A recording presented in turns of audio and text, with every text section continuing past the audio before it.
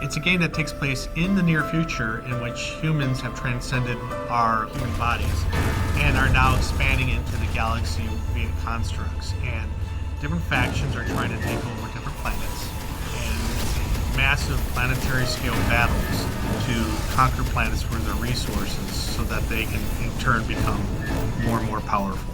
My name is Brad Wardell. I'm the president and CEO of Stardock. I'm the lead designer on Ashes of the Singularity.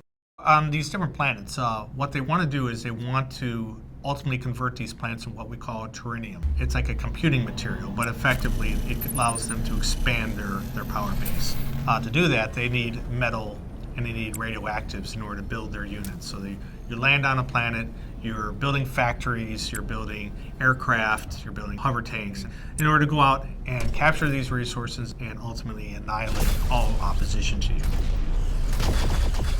The Nitrous engine is an engine that we developed at Oxide specifically to handle the large scales of games that we wanted to make and we felt that had been missing from the PC gaming market. My name is Dan Baker. I'm one of the founders of Oxide, and I do the computer graphics for the Nitrous engine and for Ashes of the Singularity.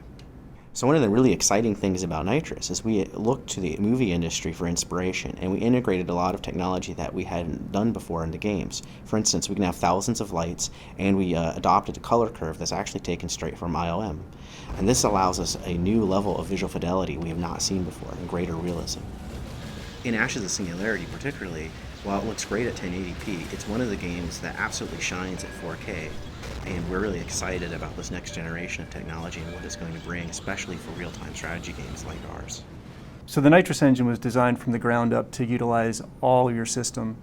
We utilize multiple cores, we utilize all your graphics hardware. Nitrous was built out of probably 10 to 15 years worth of engine design experience. And we took all of the knowledge that we had and really tried to build something that was incredibly optimized to really try and deliver a new, unique game experience for people. I'm Tim Kipp, and I'm one of the founders at Oxide Games. What my responsibilities are designing a next-generation engine to power games and technology. I'm really excited about where we are in the development cycle of Ashes. We're about 50% of the way through, which means that the engine has been tested. We're getting the big battles that we had really hoped for. We're seeing planet-wide conquest, and it's really, really exciting to see from an engine point of view. The next big challenge that we're really looking forward to digging into is building a rich and exciting gameplay experience for the player.